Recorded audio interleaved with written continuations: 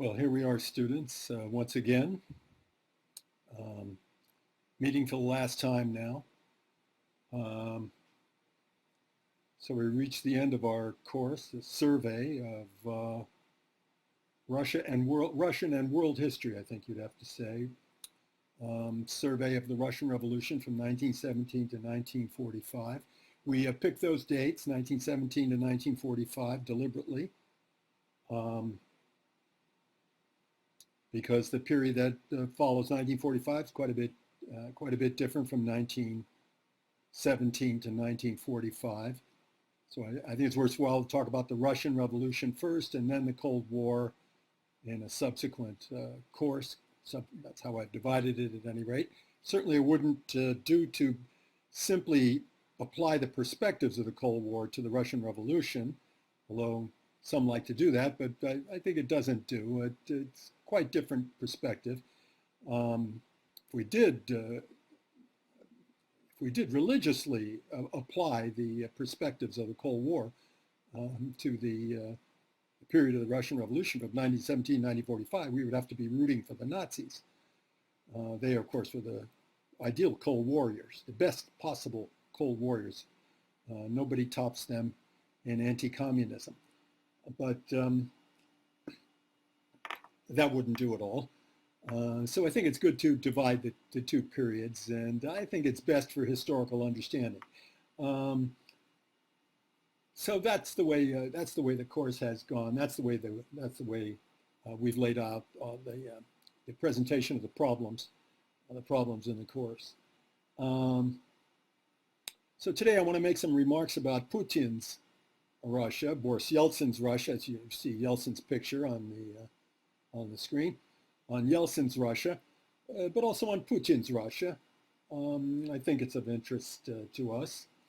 I'll take these right up to the present, as close to the present as I can, and try to give some perspectives about the Russia that we face today, and perhaps lastly, how the whole question of the history of the Russian Revolution bears on the problem of relations between our country and today's Russia, Putin's Russia. So I've made up a final, and I'll send it to you tomorrow. You have to write it right away. It's 2 essay questions. It's pretty much the same format as the midterm, except 2 questions rather than 1, and you choose them from a group of 3 possibilities in both cases. So pretty much the same format that we used before, and hoping you will give me the benefit of your most original thinking about this. Sit down and really give this some thought, and don't worry at all how any of your ideas will be received on my end.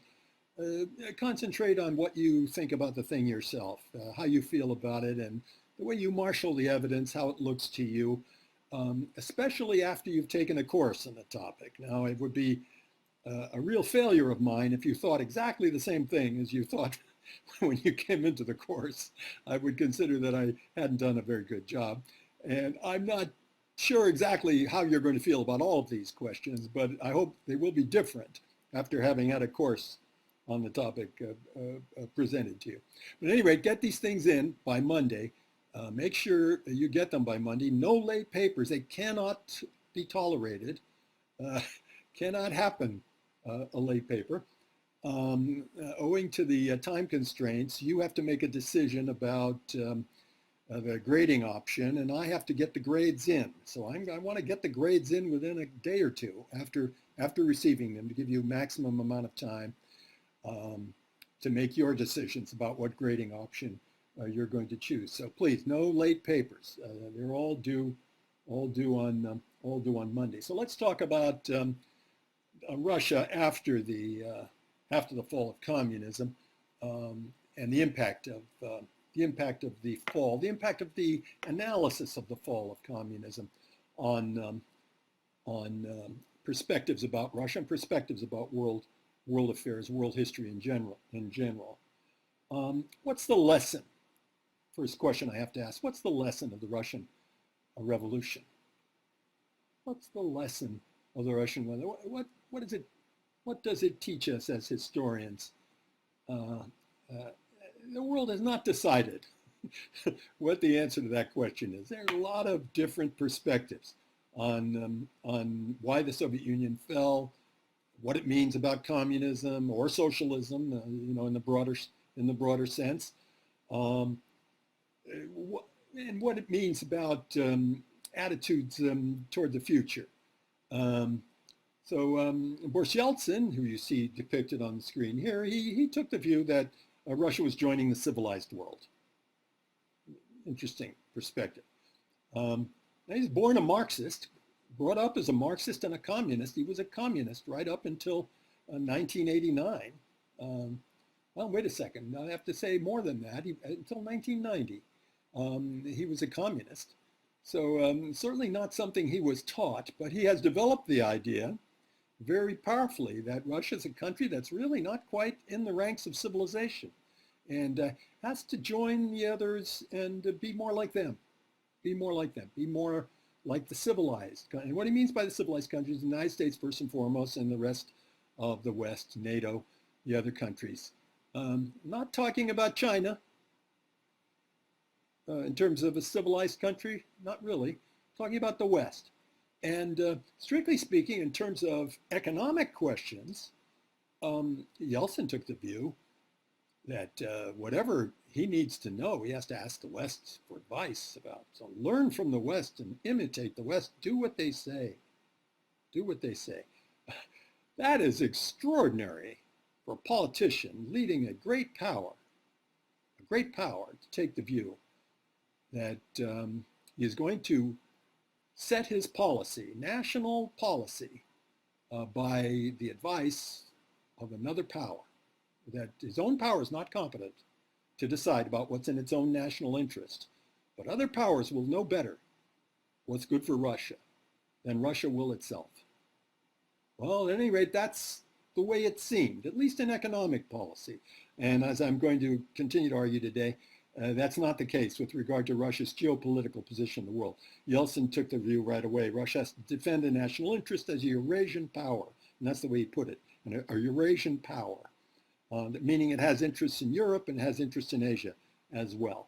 So the United States may have wanted other things for Russia, other advice for Russia with regard to foreign policy, but Yeltsin was not so open to that. With regard to the economy, though, and how to shape post-Soviet society, the view of the West absolutely held sway.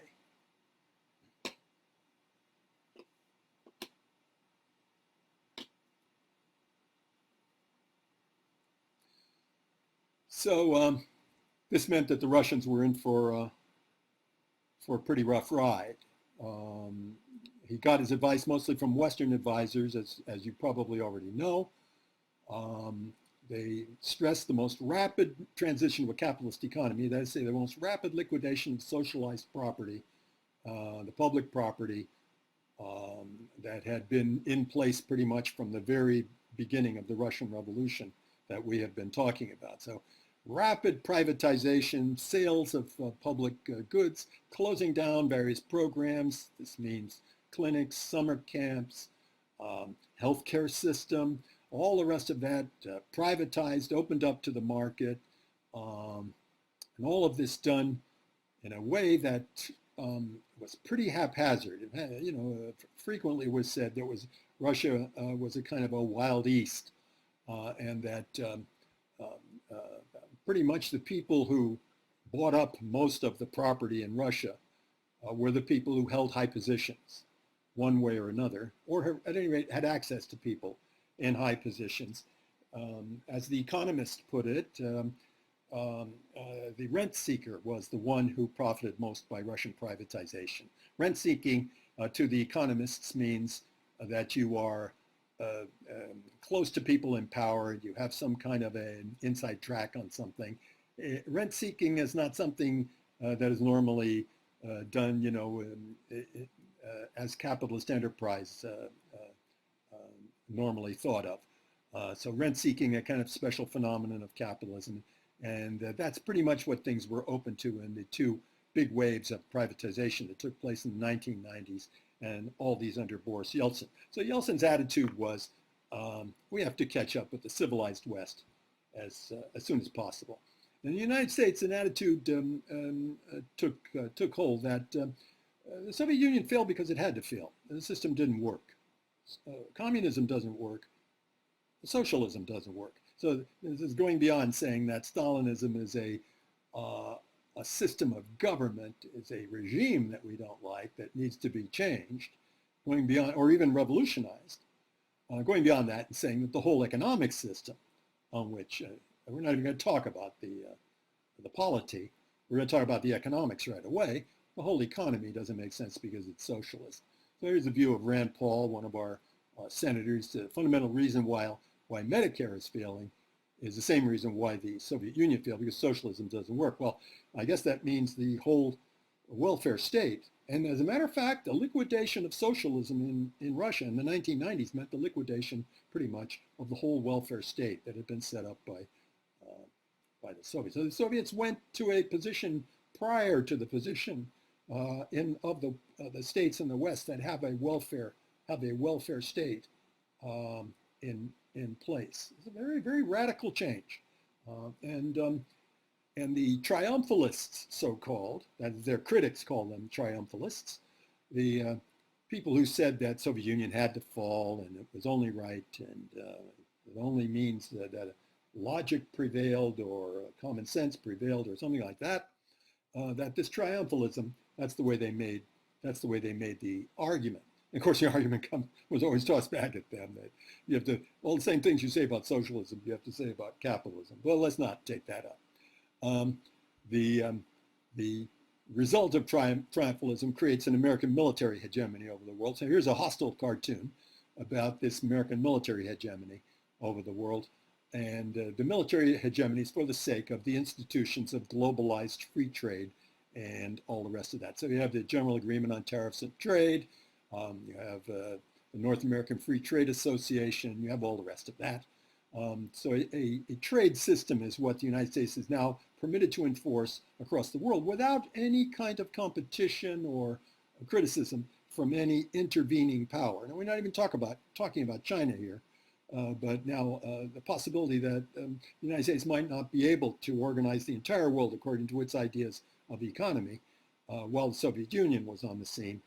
And so now that the Soviet Union is no longer on the scene, the United States has a free hand to reshape the entire world as a military hegemon and also as an economic teacher, so to speak. So this is the triumphalism. The idea that the whole thing had to happen because none of it works. That's not exactly a historical argument, and in my opinion, it's an argument made on faith. It's a statement of faith, statement of allegiance to the opposite principles of the Russian Revolution. There's a certain faith involved in that, and I think that's why it's so absolute. And I think in the same category as Osama bin Laden's interpretation of the thing. He said it had to fall. Absolutely. The Soviet Union had to fall. It's an idolatrous society. And it fell because of what he did. Osama bin Laden said he was active in Afghanistan, and it was the Afghanistan war that essentially brought the Soviet Union down. So he takes all the credit in the world for that, even though he got a lot of American help.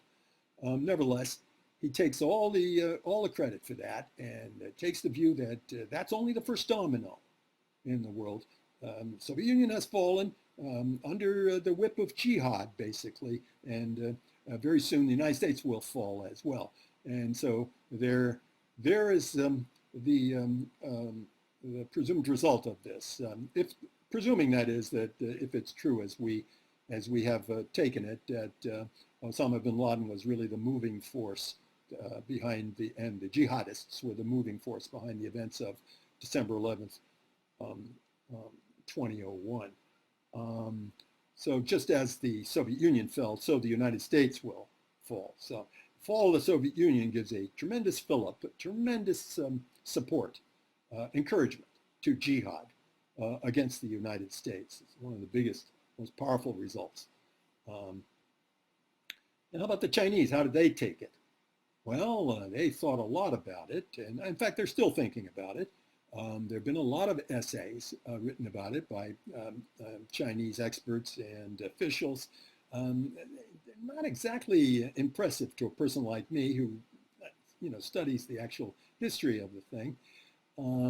They're kind of snap judgments, and once again, maybe they are articles of faith too.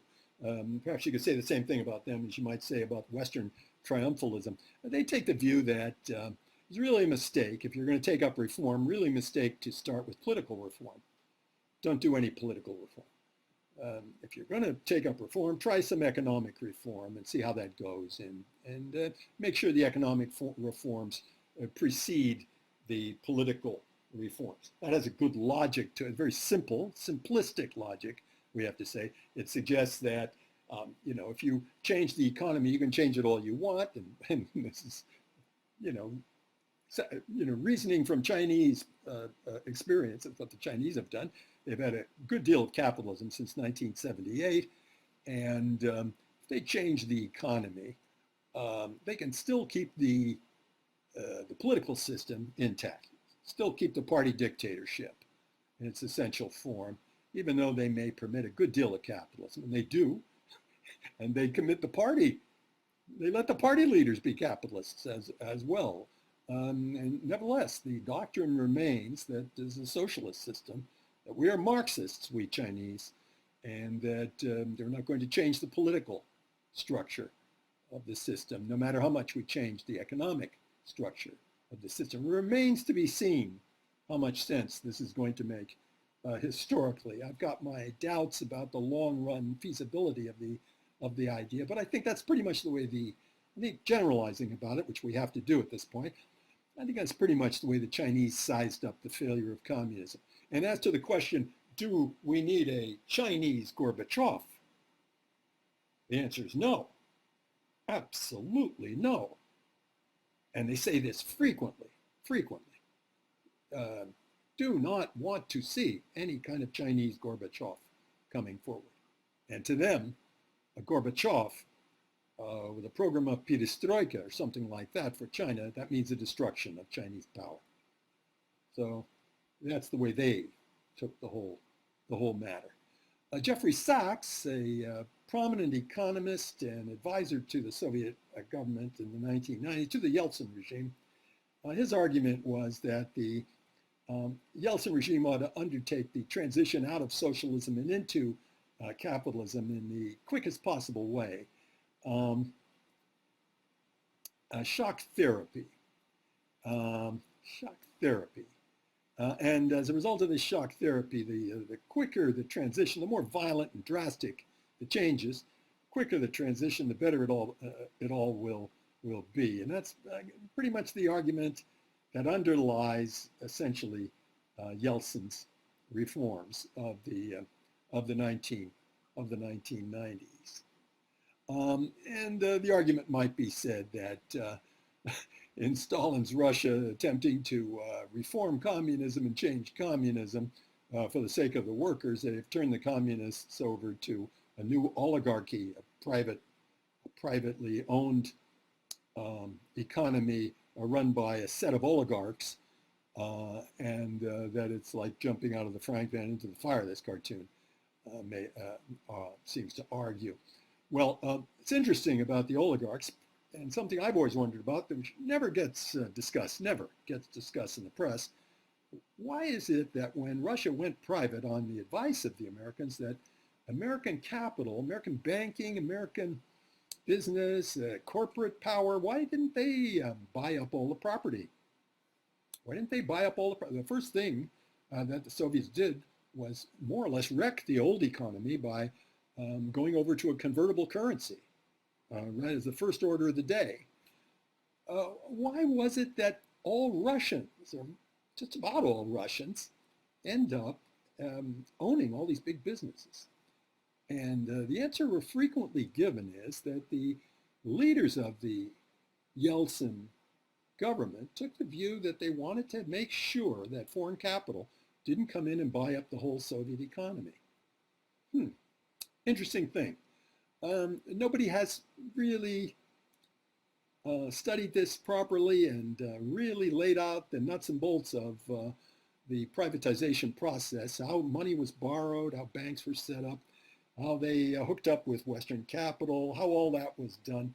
The business historians and the political economists of the future will have to write on that and give us all the details of that whole process. It's a little bit mysterious at this point, and which we don't know as much of as we might like. We do know the result of it, though, and this graph really shows you the whole thing.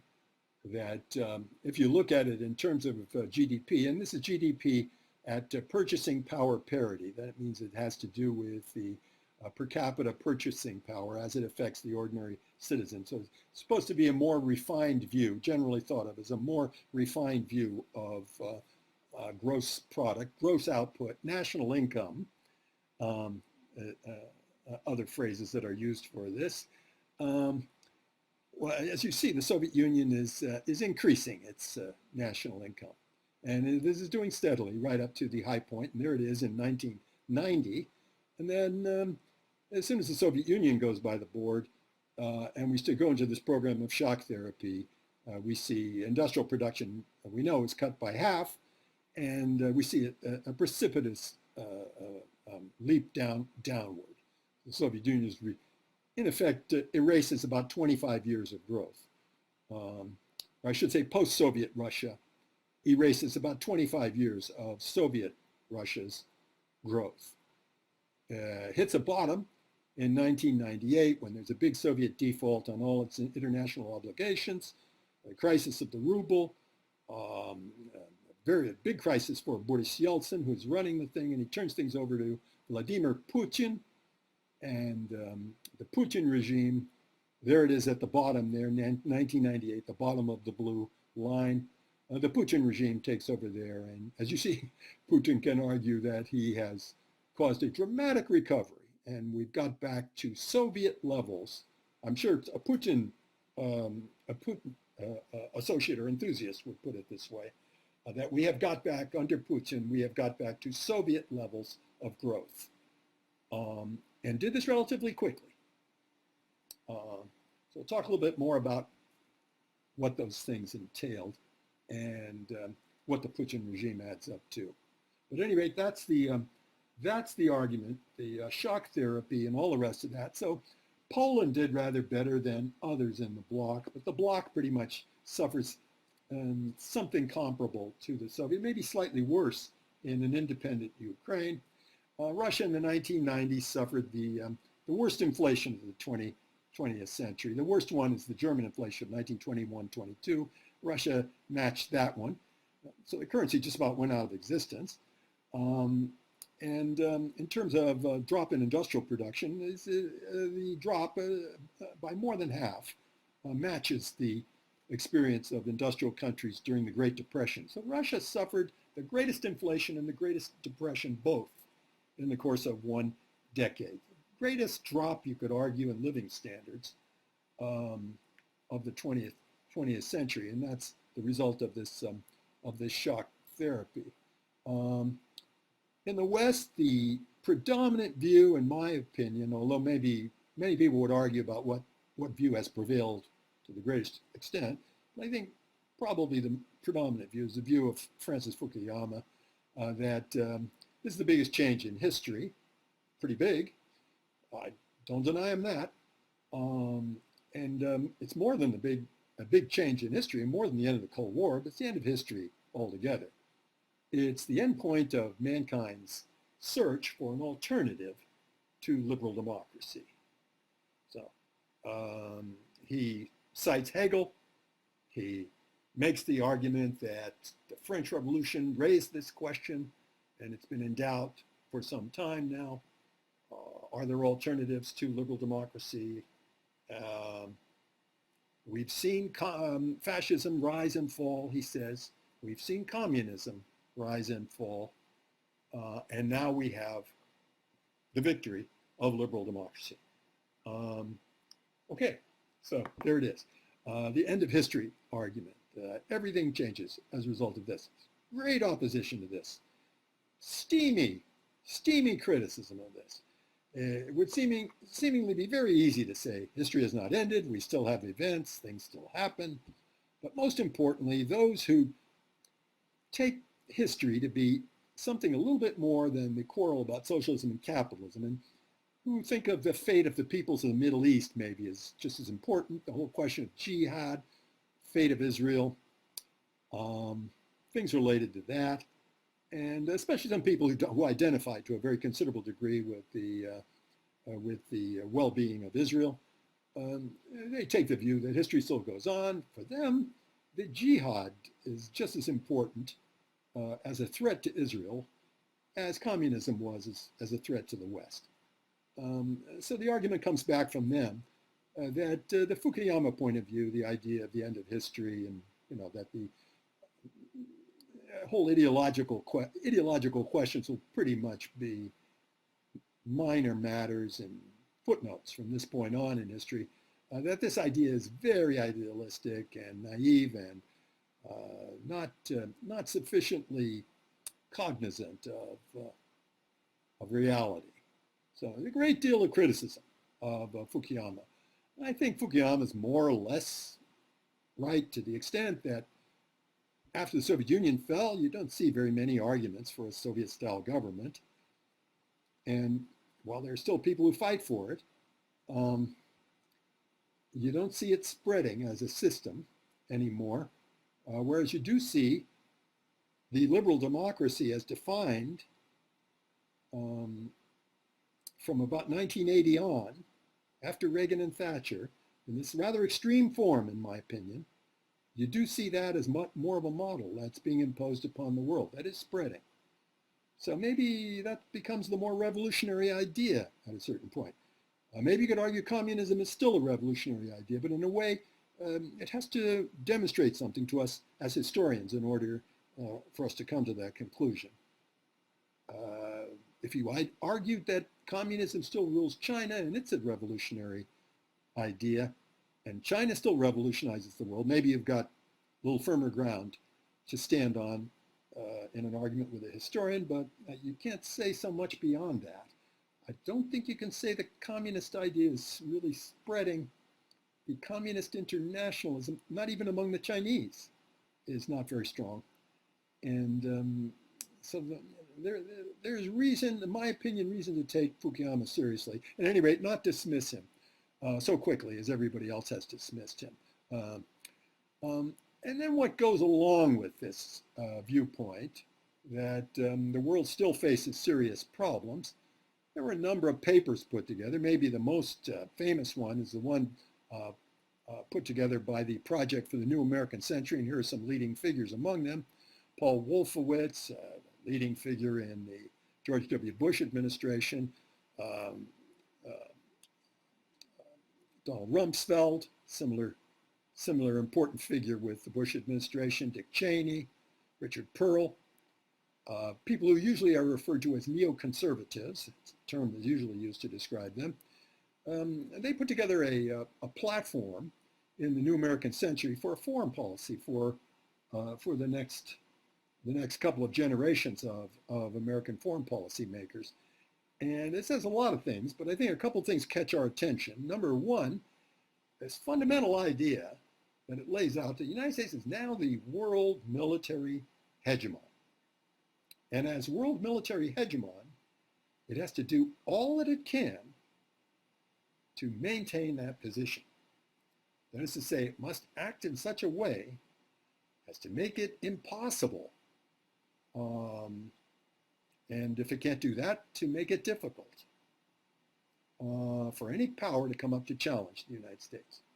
So this is a very aggressive statement of American military hegemony and its intention to maintain that hegemony by whatever means it has at its disposal. So, a lot of people think this is really outrageous. Isn't it awful? I mean, so arrogant. The Americans claim they want to run the world, they want to be military dictators, they're going to spend, even though nobody's threatening them, that's what it amounts to. We're going to spend money on the military and we're going to build weapons, even though nobody's threatening us, just to maintain our position, to dominate the world and presumably dictate economic policy or whatever to the rest of the world. All right, So there's a great deal of opinion that takes this view of, the neoconservatism, of this perspective. But in a way, if you really look at the whole history of the balance of power, history of the contention among states, it's hard to find an example of somebody who was on top, who's been on top before this. Well, Britain, for example, somebody who's on top who did not take the view that we want to stay on top. And we have to use our foreign policy to keep others from catching up with us, to weaken others, in effect. I think the United States would have been totally out of sync. Maybe some feel it would have been a good thing to do. That's another question. I'm not leaving that to one side. But I think the United States would have been entirely out of sync with world history if it had been the first power to say that we're a little embarrassed about running the world and being the dominant power, and we want to be weaker. It usually doesn't work that way. So I don't think it should have been a big surprise. You may say, these fellows are up to no good. That's part of the argument. They're up to no good, and it's bad for them to be so powerful. All right, that's a separate question. It's a separate question altogether. But is it totally out of line with what we've seen in international politics and history so far? I would say no, not really. And should it be entirely unexpected? Well, maybe not. Maybe not. Well, what follows from that? The idea of a projection. Well, I guess the first thing that follows is that the Clinton administration and its great friend Boris Yeltsin, and Clinton and Yeltsin made a big show of being intimate personal friends. There you see Clinton with his wife Hillary, a presidential candidate recently. They took the view that NATO has to be extended to the rest of the countries in Europe. So it's not enough for NATO to do what it's done, but it's got to do more. Let's see, let's get my pointer going here. And so here you see NATO during the days of the Soviet Bloc. So it's a defense, presumably a defense against the Bloc. Yugoslavia is not part of NATO. And then there's a neutral Austria and a neutral Switzerland to be accounted for here, as well as neutrals in the north, Finland and Sweden. But there's a fairly solid phalanx in the west, excluding Ireland, of course. A fairly solid phalanx here of NATO allies, including Greece and Turkey, against Soviet expansion. All right, so that's the rationale. It's against Soviet expansion. Now the Soviets have fallen apart. They've lost control of the whole of the bloc.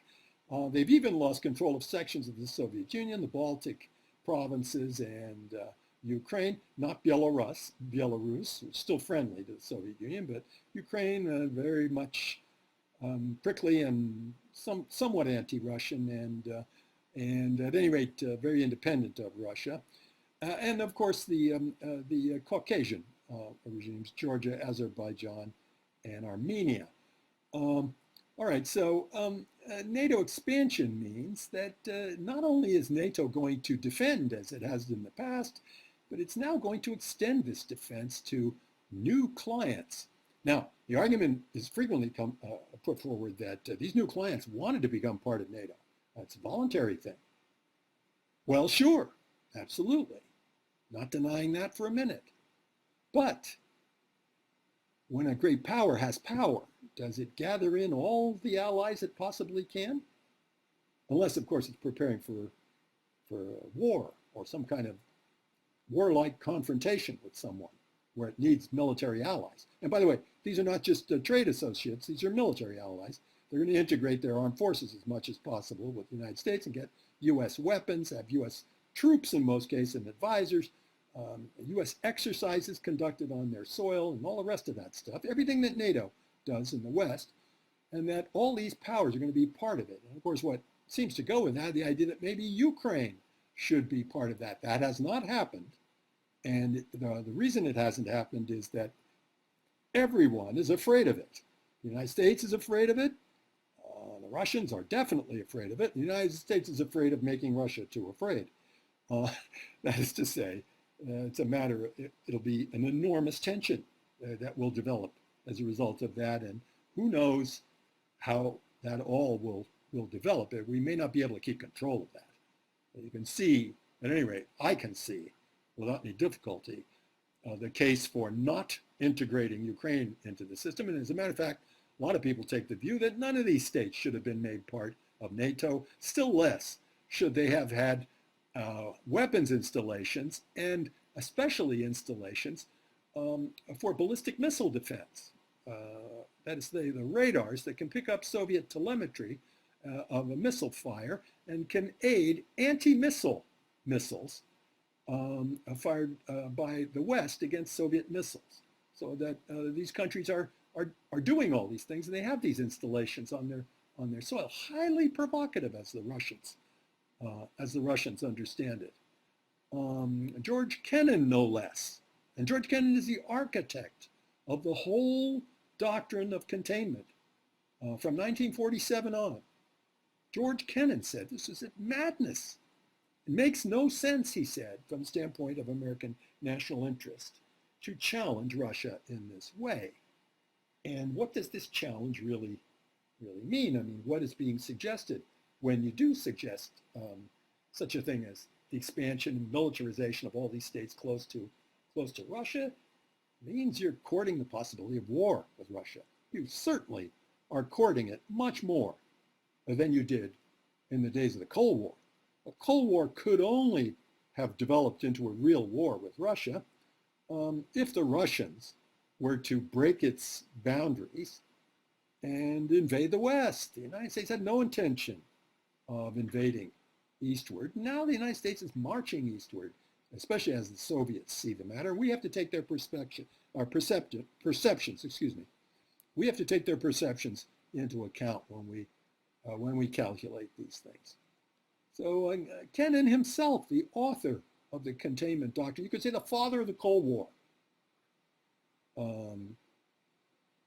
took the view that this was absolutely wrong, bad idea, madness, no less, to expand and confront Russia in this way. And you know, as we speak, in these NATO expansion countries on Russia's border, probably as many troops as Hitler put there in 1941 when he ended up attacking the Soviet Union. So when they have some exercise, you know, that imagines a big confrontation between the big powers, all these blocs, and you have the troops of all these different people, even if it's a command post exercise with no real troops, they do those too. This is enormously provocative to the Russians, and they feel they have to have similar kinds of exercises, you know, and at the end of their exercises, they have taken lately to the view that they end with the use of nuclear weapons. And as a matter of fact, when things get totally out of hand, the Russians can't think of anything else. They're going to take a beating, going to take a defeat. If that's the case, they're going to use these nuclear weapons. And they even developed a doctrine around it that there will be a de-escalation by means of the use of nuclear weapons. De-escalation by means of escalation to nuclear weapons. So enormously provocative stuff, which never existed at the time of the Cold War, which takes some getting used to, in my opinion, on the part of everybody. And then what goes with that, Yugoslavia, which had its neutrality, its independence, under its regime of communism, and was tolerated by the West, no longer tolerated. No longer tolerated. And its vociferous elements, and Yugoslavia has always had these vociferous elements, now got enormous encouragement in the 1990s from outside, and they started to be recognized. Well, first Slovenia, then Croatia, a lot of German help. German motives in this are not so difficult to discern. You know, all of these countries try to do their best to get into the EU. The EU becoming more and more something that is dominated by Germany, and so it increases the German ability to run Europe, to be a big force in Europe. I don't think the Germans are entirely up to this just yet. But this was a very aggressive thing that was done, and Germany took a big part in it and used their air force abroad for the first time since World War II. That made everybody kind of nervous. German fighter planes being used in these conflicts that took place in Yugoslavia in the 90s. So all these countries became independent. There's no more Yugoslavia. Most of them have come into NATO. The latest one is Montenegro. Ask yourself why United States and Montenegro have to have a military alliance. My goodness. Not easy to argue for according to normal systems of reckoning. And the only conclusion, I suppose, that you have to draw from this is that it means that Russia must be destroyed. On your outline, I have the Roman phrase, I think it's Cato the Elder, who said that Carthage, after having been defeated by Rome, had to be destroyed. Carthago delenda est. Carthage has to be destroyed. Cannot put up with a threat from Carthage anymore. So is that what we've said to Russia? But it's not enough that Russia has partitioned itself, basically, that it has given up the Russian Revolution and become capitalist. That's not enough. Do we need more? Well, there's a certain logic that says, yes, you do need more. To take away their nuclear weapons. If we really did win the Cold War, we really are top dog, that's the next step. And if they're so weak as to crumble the way they have, maybe it makes sense for us to make this demand of them and to press upon them. Relinquishing of their nuclear power. Never been able to do that, of course, but you can see where that thought would come in. And then maybe further partition of the country. Separation of Siberia was mooted in the 1990s. So these things went a long way in Russia. Would have been really the end of Russia. Not enough the end of the Soviet Union, but the end of Russia too. Now, we have to ask ourselves, and I haven't got the answer to this question. I don't have the answer to this question. Is it a good idea? Do we want that as Americans? Now, I'm talking about Americans not as sob-sisters, but as people who really like to be powerful and like to keep the world stable in such a way that we can have the maximum influence over it and that everything can go our way. You know, the way any statesman behaves, thinks about his country. Now, thinking in those terms, is that what we want? We want to see Russia broken up? Let's see. I mean, that's A, but have we thought about what B promises and what C and D? The next steps down the line after that. Too ambitious. We had the chance, by the way, to fool around with that idea when the British and the French were about to partition Russia in 1919. And you remember us discussing this. This whole question whether we should have landed 100,000 or more, 200,000, who knows? We had them. And land them in Russia and Siberia. And destroy this Bolshevik regime. Partition Russia. So it would have had to be partitioned. The Japanese would have wanted something in Siberia. They would have been our allies. They would have wanted something. The British and French ditto, and they had already discussed it. But as I remarked about that thought when we considered it during our discussion of the Allied intervention, what's the point? And if we'd done that, just imagine how different things would have been in the Hitler era. Huh? Imagine that. If we had partitioned Russia, who would have stood up to Hitler?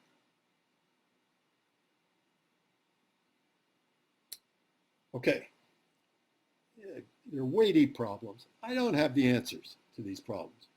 Any serious person has to grapple seriously with these kind of questions. When you can bet that the Russians have, and they're the ones who have to grapple with them first. And so Vladimir Putin, brought into power by Yeltsin in 1999, during the height of the destruction of Yugoslavia, it had broken out into full-scale war, and Bill Clinton was bombing with U.S. bombers was bombing Belgrade from the air for 80 days, no less. We've never done anything like that. Never used that kind of bombing capacity since World War II. I think that was a big mistake. That's my own opinion. I ask for yours. But that's mine. That's my opinion about it. That's when Yeltsin came into power. I mean, that's when Yeltsin started to think you have to resist the United States in a really serious way. And when he brought Putin into power, that's something he agreed upon with Putin, that serious efforts have to be made. You can almost say this is a turn on the part of Yeltsin. Not much has been written about this, and someone's going to write a big book about it one of these days. And I think that will be the central thing that they will concentrate on, this transition of power and this bringing in of this KGB colonel, lifetime communist up until the fall of the Soviet Union, who had to change his stripes afterward. I mean, he hung on to communism longer than Yeltsin did. So he comes into power and he has to start making the decisions. Are they going to have a revival? First of all, what are they going to do about capitalism? So his system of capitalism may be judged by the way he handles the leading industrial figures in the country. They're the richest people in the country. Imagine our president calling a billionaires conference. Can you imagine that? A billionaires conference. Or bring in all the billionaires in the United States. Make them sit around a huge table. We're not going to bring in the top 5 because the next thing you know, there'd be some leader emerging. No, we want to bring as many as possible. 50, 60, 150.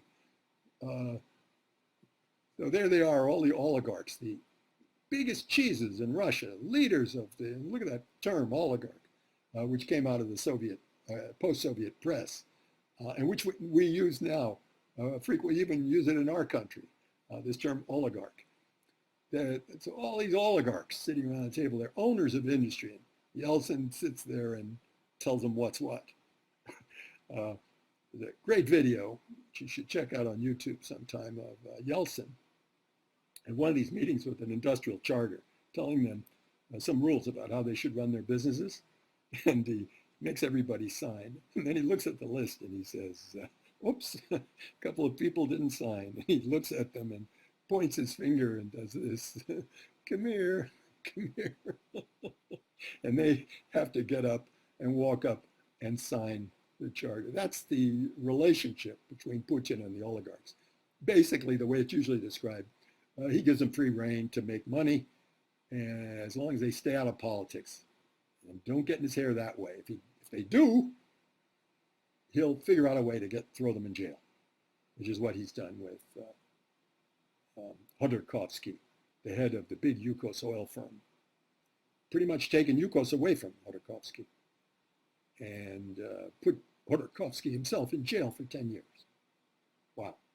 So all the oligarchs can see what will happen to them if they dare to challenge Putin's power the way Khodorkovsky did. And Khodorkovsky continues to challenge Putin's power from abroad after doing 10 years.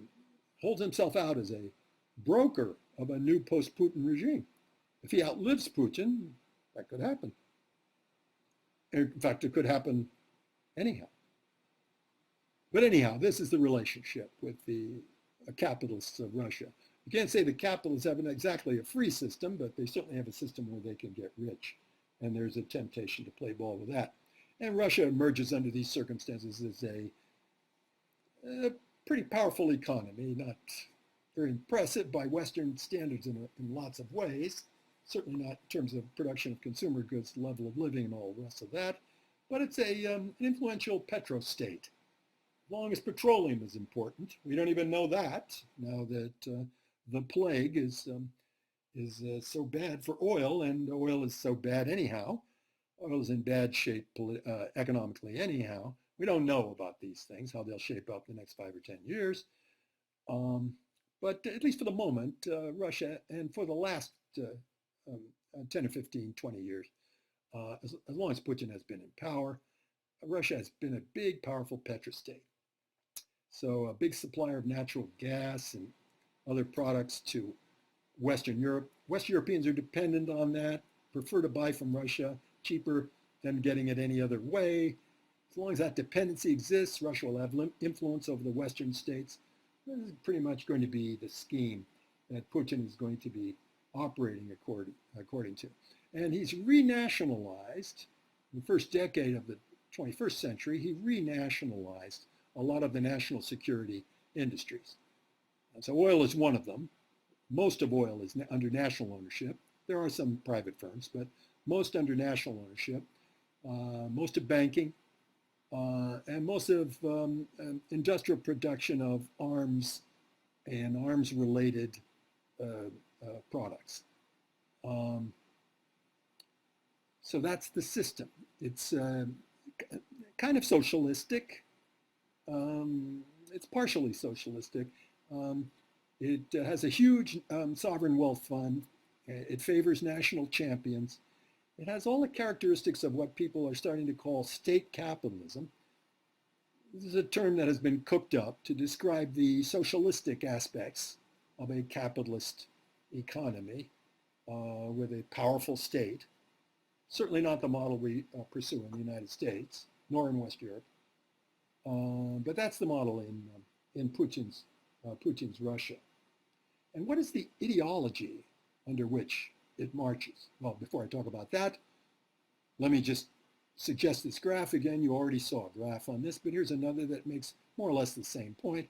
You see the decline of production. So this is the Russian economy. And there it is dropping during the Yeltsin years up to about half its size.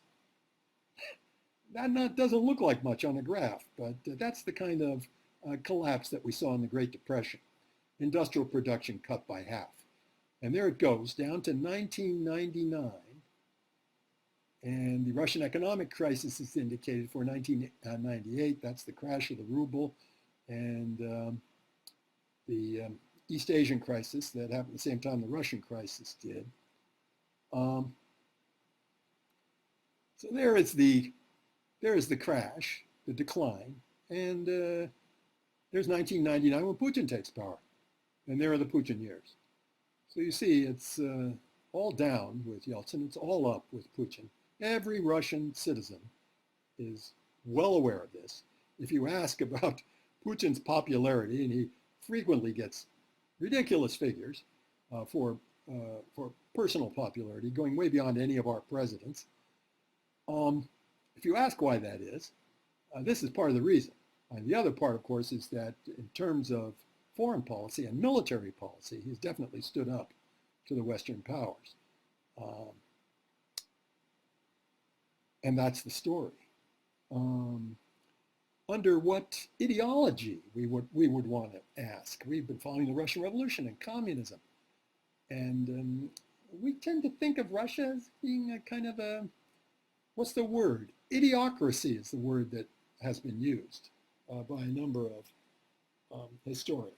Idiocracy, a regime that takes ideology so seriously that it is pretty much ruled according to ideology, more so than any other regime, presumably. That's what the term implies at any rate. Well, in an idiocracy, such as Russia is alleged to be, when it's got to have an ideology, what's its ideology? It's not communism anymore. Maybe it's orthodoxy. I don't know. We don't know exactly what that means. It means they're going to go back to Byzantine Caesaropapism. They're going to have the orthodoxy of the Tsars. Is that going to be their ideology in the future? And let's see, is it compatible with Russian imperialism? Sure, of course it is.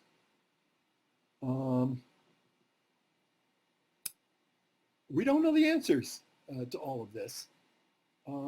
Is it frightful for the West? That's another question. I don't mind bringing up questions, the answers to which I don't have. But is it frightful? Is it frightful to the West? Maybe.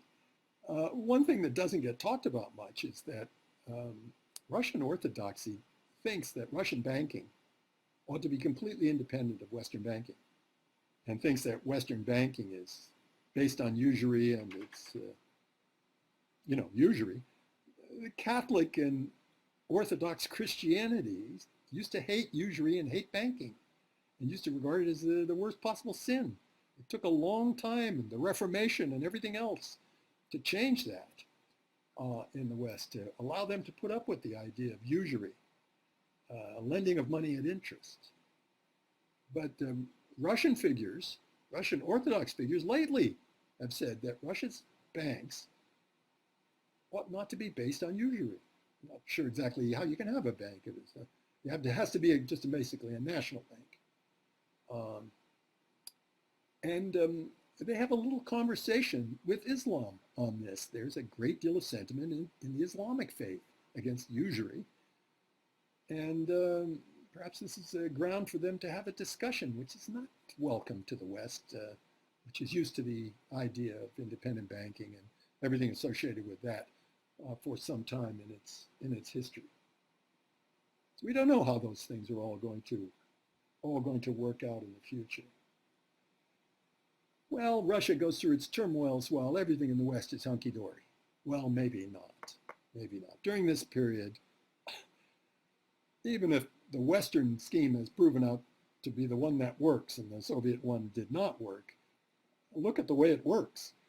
I mean, we have one crisis after another, and they're all equivalent, or at least seemingly suggestive of the crises that brought us to the Depression in the 30s. There was a big crash in 1987, and Alan Greenspan rescued it as head of the Fed, intervened in the market, and smoothed out the effects of that crash. And people started to talk about the Greenspan put, meaning that Greenspan is always going to invest in such a way in the market with the Federal Reserve so as to bail out anybody who gets into a crisis. And then you have a whole string of them after that. Savings and loan crisis, dot-com crisis at the turn of the century, and then the daddy of them all, or the mama of them all, the big crisis of 2008. Although now our COVID-19 crisis is beginning to demonstrate, showing all the figures of being even worse than any of these. Maybe the, what's the word? The culmination and the capstone of all of these prior unfolding crises. And the same response to all of it, use the Federal Reserve to create money to back up the economy. I don't say this in a tone of reproach. I don't say this in a tone of reproach. Creation of money might turn out to be the only thing between us and the street, between all of us being absolutely in the street, as you know. Maybe some of you have had some experience with your families.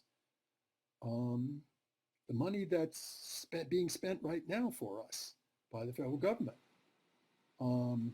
goes into a budget deficit, and the Federal Reserve pretty much backs up that deficit, makes good that deficit, allows the federal government to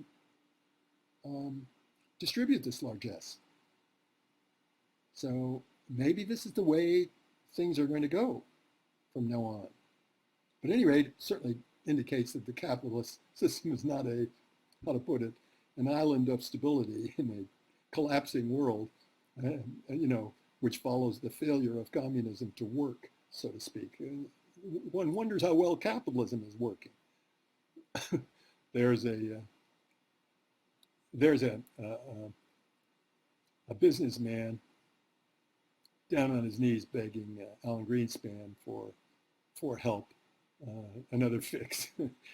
That the economy is like a junkie on a fix, and Alan Greenspan is doing it by means of his monetary policy. This has to do with interest rates, not money creation, but it's a related topic.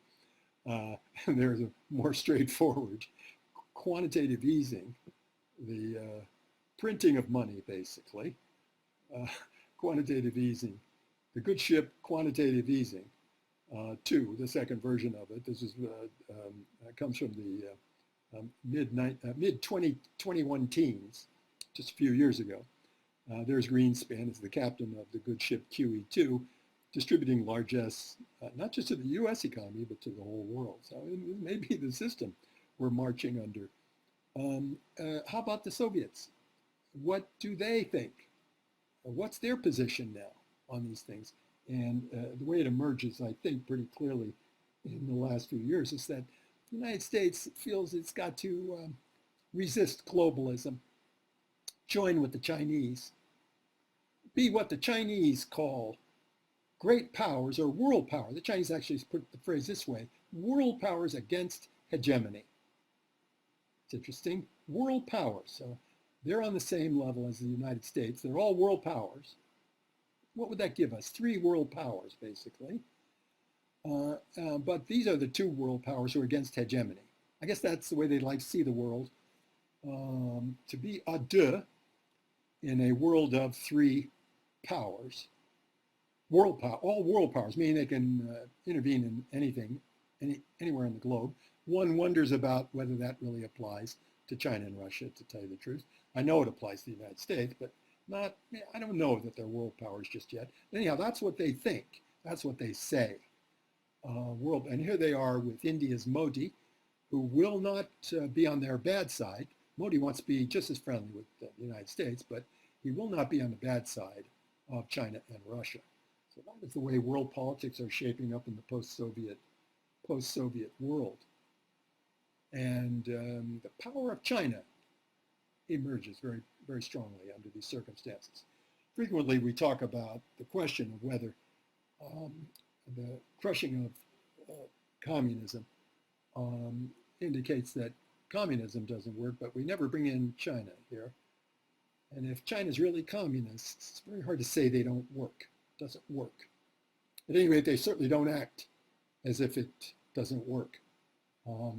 More than that, they think they're a model. In fact, even in this COVID epidemic, they think the way they handled the COVID, and not just they, but a couple of other countries who have very strong statist systems, the way they handle it is superior to the others and a model to the way the others do it. So they gain in prestige, power, pretensions, ambitions, and all the rest, all the more through our entire period.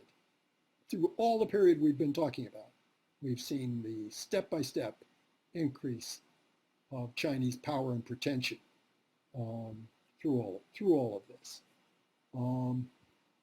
The means for it, the lever for it, is their Belt and Road Initiative, rail network that goes from China through Central Asia, through Moscow into Europe.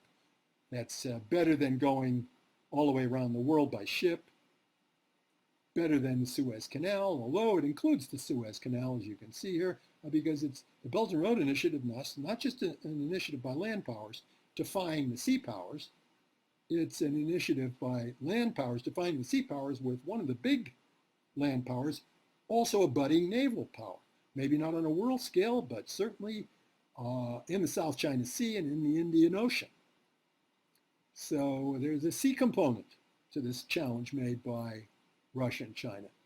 Putin does not, in my opinion, normally gravitate toward unqualified support toward these notions, but has to go that way the more difficulty he has with the West. Every time the West puts the heat on him, this is the result. By God, you can certainly see that with Stalin. So, I mean, we're getting a repeat of a well-entrenched historical pattern. Russia's a Eurasian power. If you give her a hard time in Europe, she might turn to Asia and try to seek some way to get back at you. Korean War or something like that. Chinese Revolution, something like that. So now we're seeing a repeat of a pattern that I think should have been well understood by the people who make big decisions about our fate in the capital of our country. Under these circumstances, does the United States have to fight Russia? Well, you might say that this one belt, one road thing, this thing that Russia's cooking, this is a great challenge to the Americans that would tie them in knots. Or you might say, as Hillary Clinton has said, that the Russian model of statism is the model for all the illiberal regimes in the world, defying her idea of a socialist, of a capitalist free trade model. I don't know. I don't know. Um, uh, don't you think that the United States and Russia might have better relations in this? Should we drive Russia into China's hands in this way? Give Russia no other alternative? Yeah, it's a difficult question. And once again, I don't have a finely hewn answer, although I could certainly write at length about this, but I haven't got a series of dictums to dictate to you at the end of this course. These are the three big gentlemen at the top of things today, the three biggest powers. How do they line up? Who's with whom against who? Can one of them coalesce with the others? Can one of them develop a relation where the other two are vying with each other to gain his favor? That's the position all three of them would want. And Russia's still in there with Putin. Now the question is, what attitude do they have toward the United States? Do they take the view, and this is really a question we should be contemplating, or do the Russians take the view that they have to be against liberalism in our sense, against the left in the United States, the Roosevelt tradition, Keynesianism, reform, whatever a Biden regime, when it comes into power, if it comes into power, might espouse. Do the Russians have to take the view they're against that? Do they have to attack Biden? Does their propaganda, if it gets into the American propaganda stream, does their propaganda have to favor Trump over Putin, as it seemed to favor Trump over Hillary Clinton in 2016? Is that a good idea for them? Good idea for their national interest? These are the weighty questions that everybody, in my opinion, has to weigh. Well, I guess we've come to the end of posing weighty questions, and I have to say goodbye to you. And I guess I have to say, there has to be a last line. Has to be a last line to all of this. And so the last line is, should everybody study what we just studied? Yes, absolutely. Is it crucial? Does it really help to understand the world we're living in? Oh, yes, I would definitely say yes.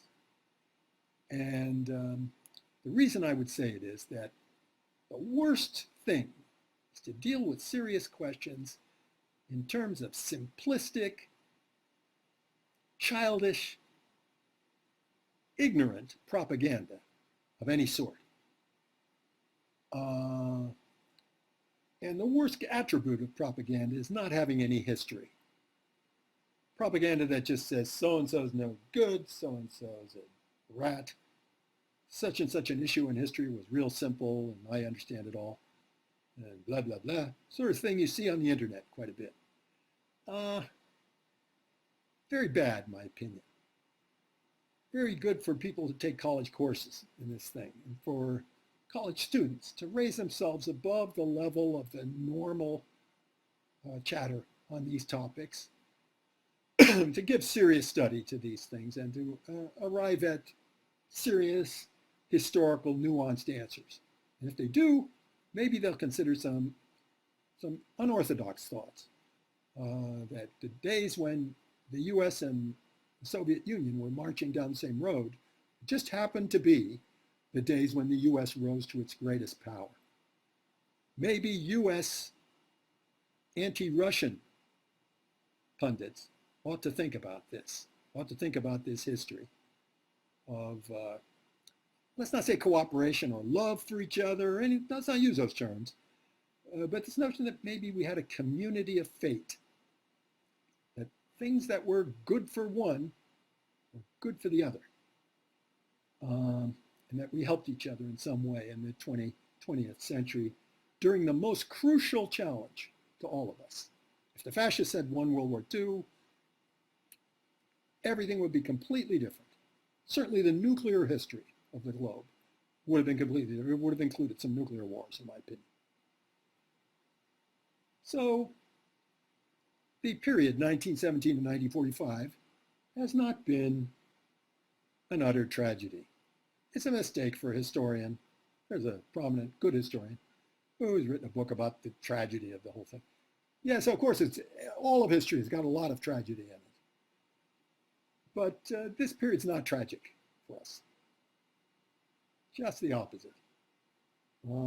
Certainly not tragic for U.S. power, the Russian Revolution. No, no. The Russian Revolution was good for the U.S. It was good. The Cold War was just a policy. It was never a crusade against evil. That, I guess, would be my parting thought. Thanks for your attention to all this. Really appreciate it. Really sympathize with you going through all of this, and we've all gone through it together. I hope we arrive at a rational answer to it. Hope we fight for a way out of all of this that makes sense to everybody. And so thank you, and thank you again. And I'll have your final for you. Have it, send it out to you tomorrow.